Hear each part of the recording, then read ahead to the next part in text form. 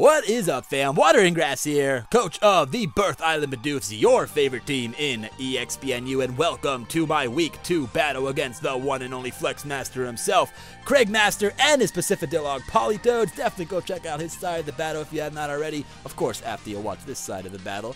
He's an awesome guy, so definitely go give him a look-see. Now, he's bringing the power, he's bringing the rain, he's bringing the Politoed, the Mega Swampert, the Tornadus, all sorts of threats going on right here. Now, the one Pokemon that I really wasn't expecting him to bring was Haxorus. Honestly, I was expecting Toxicroak or Golbat over the Haxorus, but he did decide to bring the Haxorus, so more power to him. Obviously, he's bringing a Mega Swampert.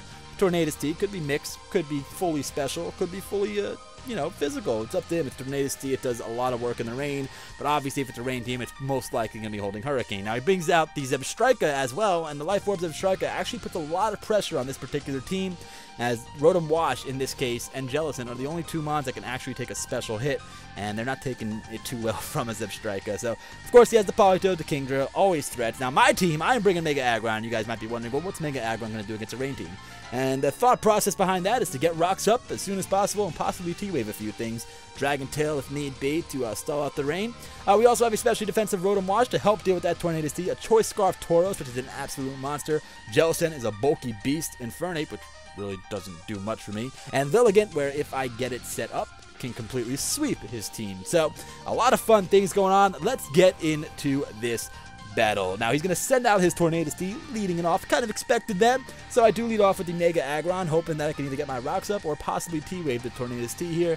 I know even if he has the Focus Blast, one, he has to hit it, and two, I'm going to live one, at least one, and if I can T-Wave this Tornadus T, I am perfectly fine with that trade-off of possibly losing a Mon that really wasn't going to do much for me to begin with in this battle, and T-Waving a huge threat. Getting that paralyzed, having its speed would have come in a lot of handy.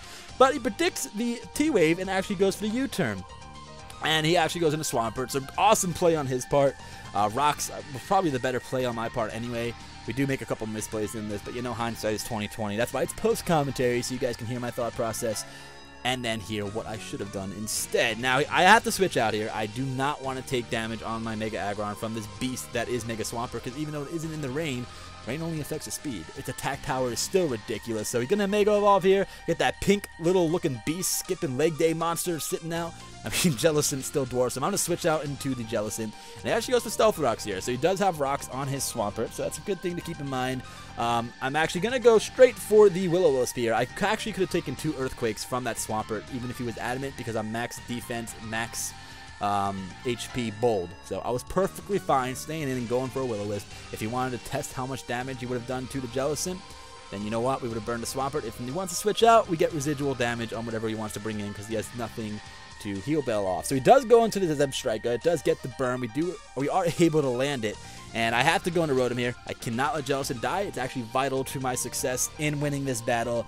And, so I need to keep it alive if I want a chance to win. So he does go for the Thunderbolt here, and despite it being especially defensive Rotom, it does a hell of a lot of damage. Zebstrika put a lot of pressure on my team, believe it or not. And it's really cool to see a PU Mon put that much pressure on a particular team. So he's able to go for the Volt Switch here. He's going to take some Life Orb damage, which is fine by me, so he's almost down to half. I'm kind of fair. I'm kind of okay with this trade-off right here. Rotom, other than dealing with the Tornadus, really wasn't doing much for me. As you can see, he does go into the Tornadus here, and I figured my best move here was go for the Hydro Pump. I didn't want to risk the Volt Switch and have him go into Swampert and get a free Earthquake on something, so I figured Volt Switch would be my best, Hydro Pump would be my best play here, get damage on whatever he wanted to bring in. It happened to be Tornadus T, and he goes for the knockoff here, expecting it to possibly knock me out, which is a fair assessment if you expect me to be especially defensive. He knocks over my leftovers, which is a bit annoying, but I do go for the Pain Split to get some damage off on the Tornadus, and of course be able to live any hit he wants to do afterwards. So he does U-turn out of here, and he goes into the Haxorus. Now, as aggressively as he switched into this Haxorus, I assumed right off the bat, oh, well then, he must be Lumberry, because, if you're a Haxorus and you switch it into a Rotom, and, you're going to get Will-O-Wisp. So, unfortunately, I missed the first Will-O-Wisp, so we don't really know if he's Lumberry or not right away, but obviously the way he switched in with the Dragon Dances, you got to imagine he's Lumberry. So we go for a second Will-O-Wisp. We actually land this time around, and there's the Lumberry. So, no more burn. Now, Haxorus is a threat. right off the bat. After that Dragon Dance, it does a hell of a lot. It's got that Mold Breaker, so it's going to be able to kill off the Rotom with the Earthquake here. Had the sack Rotom, could not have risked switching anything else into. I needed to get Mega Aggron in here safely because I do have the Dragon Tail. So what's going to happen here is he's going to obviously go for damage here. He's going to go for the Earthquake, get as much damage as possible off on this Mega Aggron. It's an especially defensive Mega Aggron, so Earthquake's going to do a little bit more than it usually does to this tank. Obviously at +1 from a Haxorus, it's ridiculous. But the vital part of this is I am able to get the Dragon Tail off, and here's where some shenanigans begin, because I'm able to phase out this Haxorus. Now, Politoed can kill me.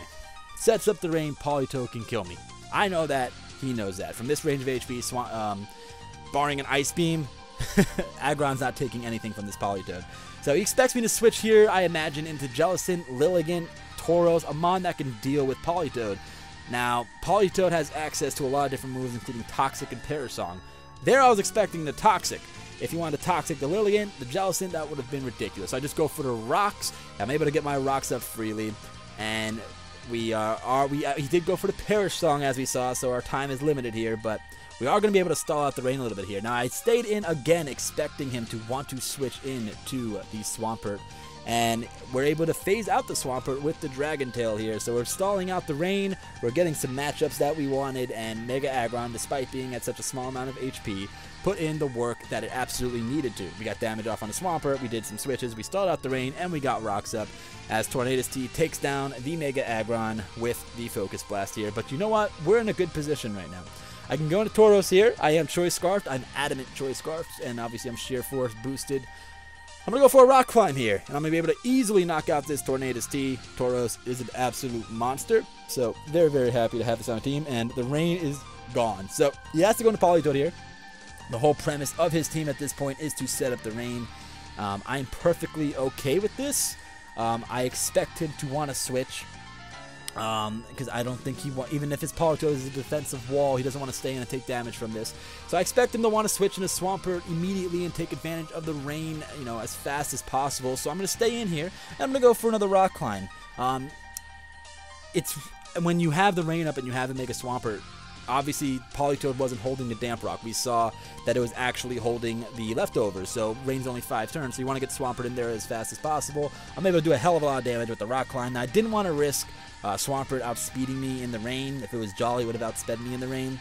But so I switched out here. I go into Jellicent. I figured if he wants to go for an Earthquake, that's fine. I can take one. And as you can see, by this damage, I definitely could have taken 2, because it does less than half, unless that was a roll, but you never know. But I'm able to kill off the Mega Swampert here with the Scald, so we got a huge threat out of the way. We got the Tornadus, we got the Mega Swampert gone. Very, very excited for those two to be gone. The rain is being stalled out, and Jellicent is still at a fair amount of HP. Now, he's obviously going to go in Zebstrika here. It's his best play. He doesn't want to be Will-O-Wisp by Jellicent, so he can't bring in Haxorus.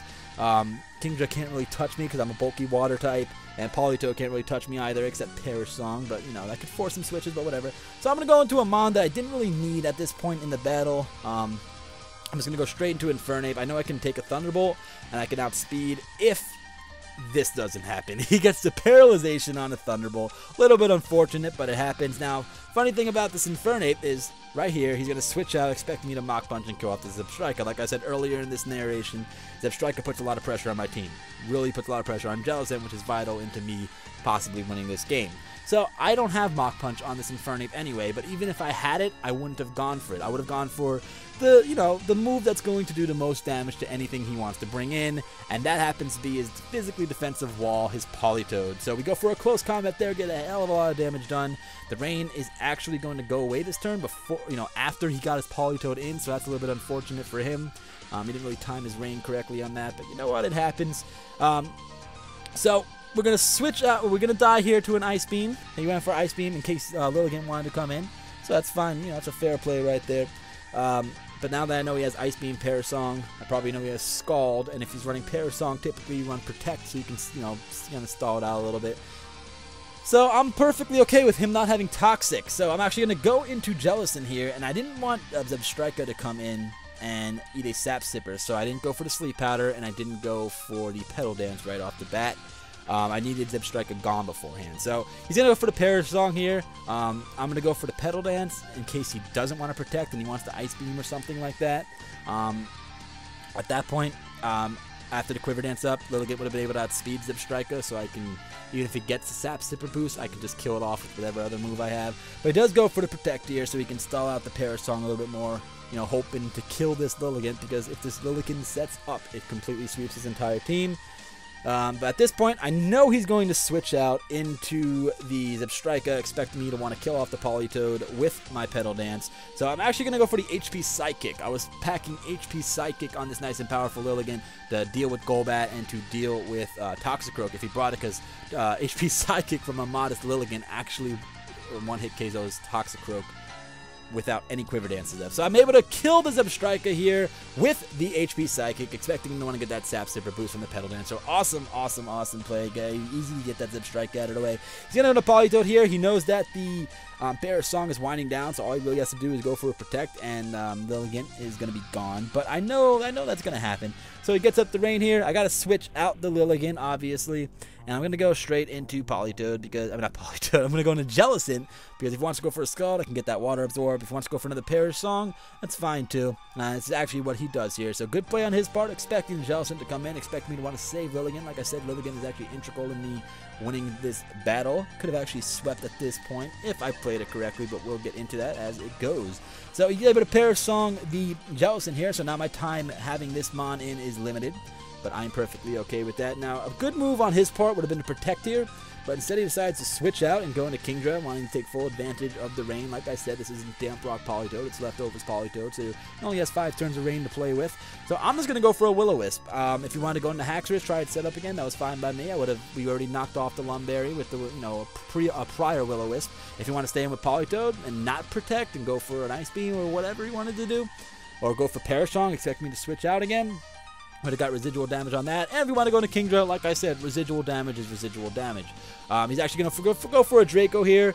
I know I can eat that up, because even though I'm not specially defensive, I'm a physically defensive Jellicent. It's still a Jellicent. It's still a monster. So I'm going to be able to go for a Shadow Ball here and get a nice amount of damage off on this thing. With the burn damage, it's going to put him at a range where anything can really deal with it. The Choice Scarf, Tauros, anything like that, as long as the rain's gone, of course. At this point, I guess he's expecting me to switch out, because the Perish Song is going to end. It's going to take my Jellicent Soul.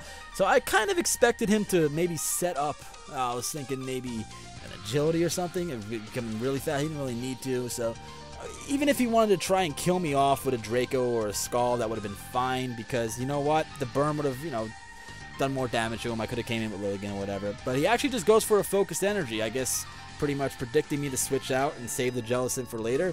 But I really didn't need Jellicent anymore at that point. He did his job. He was a complete beast in this battle, so I was very, very excited about that.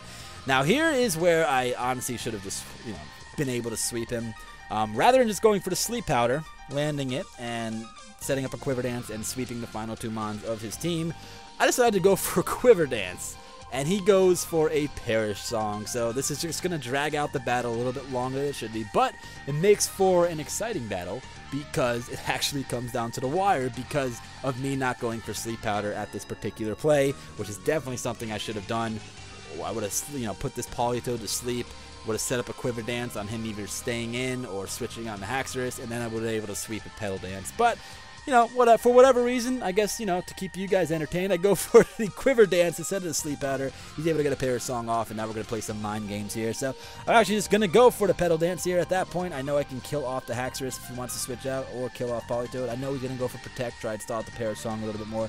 So that's what we're going to do here. And gives it some more leftovers recovery. Now, if this is a physically defensive Politoed, even an Adamant Tauros with Sheer Force is going to have problem 2-hit KOing it with the Rock Climb. So he's getting some leftovers recovery. It's a little bit scary.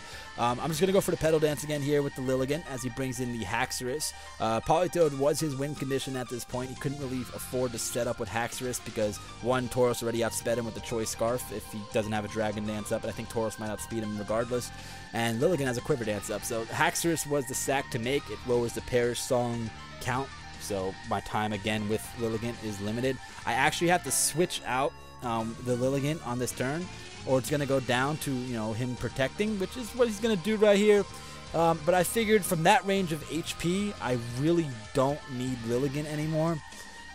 So like I said, this shouldn't even have gotten to this point. We should have been able to, you know, obviously I'm talking about the range of HP a Politoed had, because Tauros could come in and rock climb it and possibly kill it.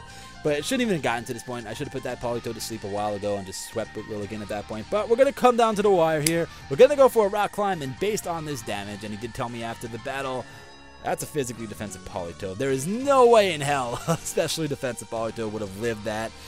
Now he goes for the Scald here in the rain, and Tauros is able to eat it up without the burn. So very, very fortunate there. We didn't get burned. If we got burned, all he had to do was go for the Protect, and Tauros would have been dead. So very, very close battle, obviously. The Flex Master himself, you know, did an awesome, awesome job, awesome team preparation, awesome battle. Unfortunately, like I said, we could have had a 2-0 where we kind of made the battle a little bit closer than it needed to be. So we'll have to, we'll focus on making the right plays next week for week 3 when we face Anima, which I'm kind of terrified for. But awesome battle, Craig. Like I said, go check out his side of the battle. Go check out his channel. He's just an awesome guy in general. You can find a link in the description down below to him and EXPNU and all that fun stuff. Thank you all so much for watching. We won our first game this season. I know it's only, I know it's only the second battle, but we still won our first game, and I'm happy about that. Hoping to win our next game too, so we'll find out. This is Water and Grass, coach of the Birth Island Bidoofs for EXPNU, and I am out. Have a great night, have a great day wherever you are. Later. Peace.